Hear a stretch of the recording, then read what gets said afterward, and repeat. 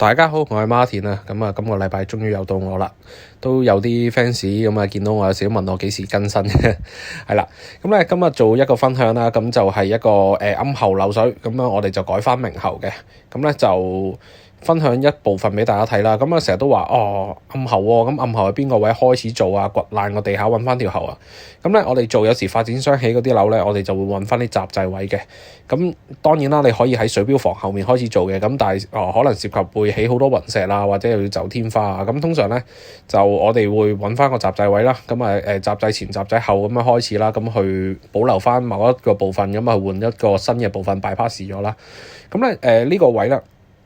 其實如果佢背脊係一幅牆嚟嘅，咁啊一個單位入邊嘅，咁當然啦如果我唔想喺入邊爆咁大，咁我就要出面爆好大，咁但係出面係牆紙啦，咁我哋牆紙去修復嘅話咧就比較麻煩，同埋都裝修咗有啲時間啊，咁啊都買唔翻嗰隻牆紙啦，係啦，咁樣就思前想後就辛苦啲喺入邊作啦。咁當然啦，你見到呢個位其實係我已經開咗木板，我已經鑿咗呢陣嗰啲磚啊，咁樣嗰啲批檔啊，咁樣慢慢撩出嚟嘅。咁最難嘅嘢係咩咧？咁啊坐喺度啦，側身啦做啦，咁個位又唔算話好窄嘅。咁但係最麻煩咧就係真係要小心啲挑咯。咁啊挑嘅時間，如果唔小心一懟咧，就懟穿咗埲牆啦。咁懟穿咗個牆紙咧，咁當然啦，風險嘢一定有講嘅。咁但係個客會唔開心，我會扁嘴咯，會同你講師傅你咁唔小心㗎咁樣。係啦，咁你事後咧就做好單工程，你又要諗同佢點樣修復啦，咁啊比較麻煩嘅，辛苦多1個鐘2個鐘係啦，咁但係就慳翻以後好多嘢啦。咁最麻煩咧就係呢啲一貼喉背嗰啲石屎啦。咁佢起樓落石屎嗰陣時候咧就會包住嘅。咁啊最難就係挑佢嗰啲尾。咁所以我都揾個鋸片咁樣撩一撩啊，過到嘅入到配件嘅，咁啊 OK 啦。咁最麻煩咧就係太貼啦。咁啊太貼咧，咁啊好難用配件啦，好難入到配件啦。咁啊我哋用翻個沙帶去做翻個打磨啦。咁有時如果一個好全新嘅配件、全新嘅喉咧，咁我哋行內人啦，咁有時拍片啊，咁梗係磨砂紙啦。咁唔拍片嘅情況下，有時有啲快手嘅都會直接套落去嘅，落松香係啦。咁但係如果咧你舊喉咧，就一定最好就要打磨啦。咁啊打磨啦。咁我哋呢個位咧比較狹窄，咁我就決定係會用翻做燒焊啦。咁燒焊咧就唔係攞嗰啲電嗰啲燒焊機嘅，咁我哋呢啲叫軟焊啦。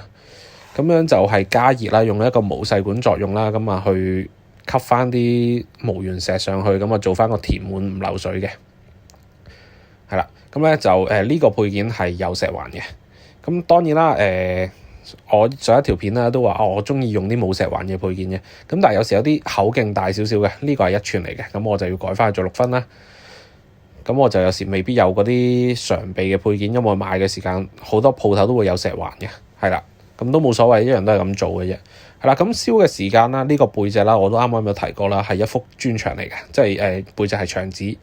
咁如果咧我唔做好一個保護啦，或者做好一個遮蓋咧，咁啊啲火勁得滯嘅話咧，我試過作到好好，咁啊到最後啲火勁得滯，嘣一聲背脊爆開咗，係啦，頂唔順嗰啲高溫。咁以前咧我啱啱開始嗰陣時候啦，咁我都中意用黃氣嘅，黃氣咧快啊嘛。係啊，同埋又有型啊嘛，嘣嘣聲咁啊！你唔同一般嗰啲邊爐器啊咁樣嗰啲易買到啊，或者係感覺上勁啲啦。咁但係慢慢用下做下啦，咁啊覺得用黃氣咧，咁就雖然個速度快嘅，但係有時我又覺得會過火啊。咁啊同埋咧佢個火焰比較大啦，有時有木器啊或者有啲嘢咧有機會會燒到啦。其實最驚咧就做床喉啊或者燒呢啲嘅時間啲火太勁啊，佢唔係個銅喉頂唔順。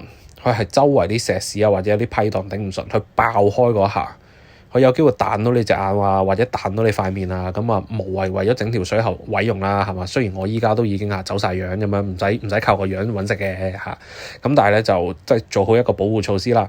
咁外國咧就多人用黃氣嘅，咁邊爐器我反而見用得少咁啊，唔知係咪嗰度嘅相關法例咧就唔係好貨呢啲啦，咁我都唔清楚嘅。咁知嘅朋友仔可以喺留言嗰度答一答翻嘅。係啦，咁咧我哋燒咧都係燒翻呢啲無原石啦。咁成日咧都會聽有啲人講啦，佢話哇你燒呢啲有冇鉛嘅？